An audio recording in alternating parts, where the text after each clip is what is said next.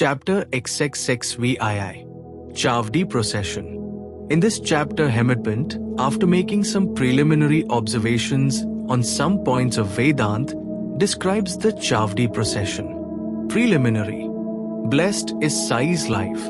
Blessed is his daily routine. His ways and actions are indescribable. Sometimes he was intoxicated with Brahmanand, divine joy, and at other times content with self-knowledge. Doing so many things, sometimes he was unconcerned with them. Though he seemed at times quite actionless, doing nothing, he was not idle or dozing. He always abided in his own self. Though he looked calm and quiet as the placid sea, he was deep and unfathomable. Who can describe his ineffable nature? He regarded men as brothers, women as sisters and mothers. He was a perfect and perpetual celibate, as everybody knows. May the understanding, knowledge we got in his company last long unto death. Let us ever serve him with wholehearted devotion to his feet. Let us see him, God, in all beings, and let us ever love his name. Hemadpant, after making some lengthy dissertations on some topics of Vedant, which he himself considers as a digression, goes on to describe the Chavdi procession. Chavdi procession. Baba's dormitory has been already described. One day he slept in the masjid, and on the next, in the Chavdi, a small building containing a room or two near the masjid. This alternate sleeping in both these buildings went on till Baba's Mahasamadhi. From 10 December 1909, devotees began to offer regular worship to Baba in the Chavdi. This we will now describe with his grace. When the turn of retiring to the Chavdi came, people flocked to the masjid and made bhajan in the mandap, courtyard, for a few hours. Behind them was a beautiful ratha, small car, to the right a Tulsi Vrindavan, and in front Baba, and between these the devotees fond of bhajan. Men and women who had a liking for the bhajan came in time. Some took tal, chiplis and kartal, mridang, khanjiri and khol, all musical instruments, in their hands, and conducted the bhajan. Sai Baba was the magnet who drew all the devotees to him there. Outside in the open, some trimmed their daivatyas, torches, some decorated the palanquin, some stood with cane sticks in their hands and uttered cries of victory to Baba. The corner was decorated with buntings. Round about the masjid, rows of burning lamps shed their light. Baba's horse Shamkan stood fully decorated outside. Then Tatya Patil came with a party of men to Baba and asked him to be ready. Baba sat quiet in his place till Tatya came and helped him to get up by putting his arm under Baba's armpit. Tatya called Baba by the name of Mama. Really, their relationship was extremely intimate. Baba wore on his body the usual kafni, took his satka, short stick, under his armpit, and after taking his chilim, tobacco pipe, and tobacco and placing a cloth over his shoulder, became ready to start.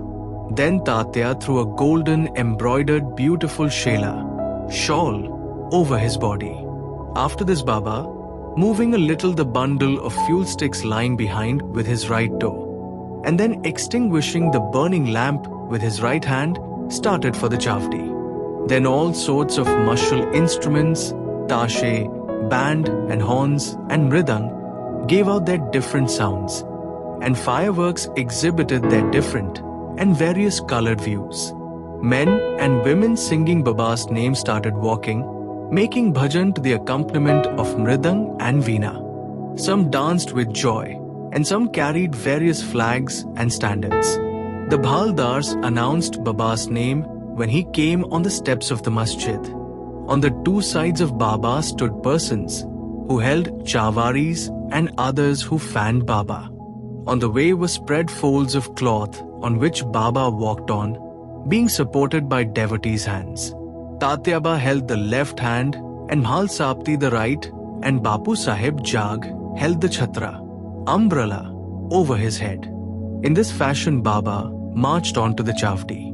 The fully decorated red horse, named Shamkarn, led the way, and behind him were all the carriers, waiters, musical players, and the crowd of devotees. Harinam, the name of the Lord, chanted to the accompaniment of music, rent the skies as also the name of Sai. In this manner, the procession reached the corner when all the persons that joined this party seemed well pleased and delighted. On coming to this corner, Baba stood facing the Chavdi and shone with a peculiar luster. It seemed as if the face of Baba glittered like dawn or like the glory of the rising sun. Baba stood there with a concentrated mind, facing the north as if he was calling somebody. All the instruments played their music while Baba moved his right arm up and down for some time. Kaka Sahib Dikshit at this time came forward with a silver plate containing flowers besmeared with gulal, red powder, and threw them on Baba's body off and on. The musical instruments played their best at this juncture, and Baba's face beamed with steady and added radiance and beauty, and all the persons drank this luster to their heart's content. Words fail to describe the scene and splendor of this occasion. Sometimes Mahal Sapti began to dance being possessed or obsessed by some deity, but all were surprised to see that Baba's concentration was not in the least disturbed. With a lantern in his hand, Tatya Patil walked on Baba's left side and Bhagat Mahal Sapti on the right, holding with his hand the hem of Baba's garment. What a beautiful procession, and what an expression of devotion. To witness this, men and women, poor and rich, flocked together there. Baba walked very slow. Bhaktas followed on both sides with love and devotion. With joy pervading the whole atmosphere of the place, the procession reached the Chavdi. That scene and those days are gone now. Nobody can see them now or in the future. Still remembering and visualizing that scene and sight, we can bring solace and comfort to our minds. The Chavdi was also fully decorated with a good white ceiling, mirrors, and many sorts of lamps. On reaching it, Tatya went ahead and spread an asan, and placing a bolster made Baba sit there, and made him wear good Angaraksha coat. Then the devotees worshipped him in various ways.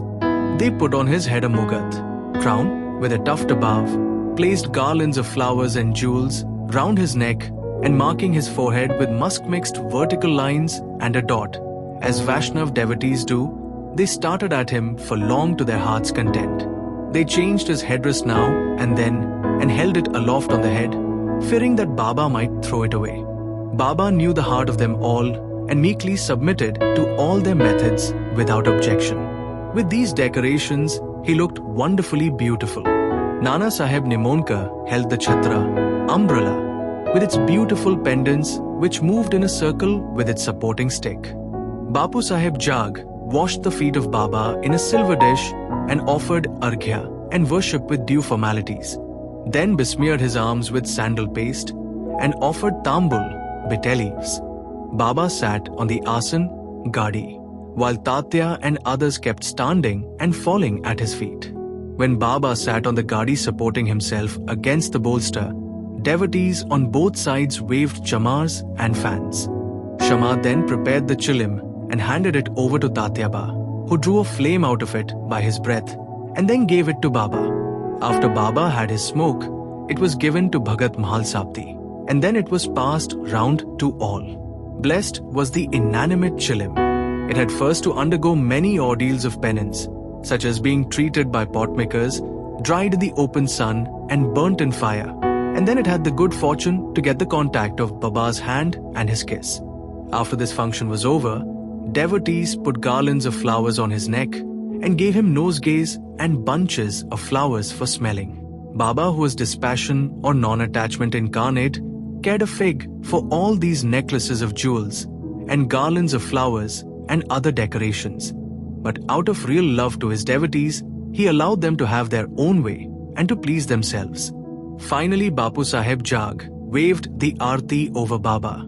Observing all formalities, the musical instruments playing Thea auspicious tunes. When this aarti was over, the devotees returned home one by one, saluting Baba and taking his leave. When Tatya Patil, after offering chilim, attar, scent and rose water, rose to depart, Baba said to him lovingly, "Guard me. Go if you like, but return sometimes at night and inquire after me." Replying in the affirmative, Tatyaba left the chavdi and went home. Then Baba himself prepared his bed. He arranged 50 or 60 white chaddars one upon another, and thus making his bed, went to rest. We shall also now take rest and close this chapter with a request to the readers that they should remember Sai Baba and his chavdi procession daily before they retire and go to bed. Bo to Shri Sai, peace be to all.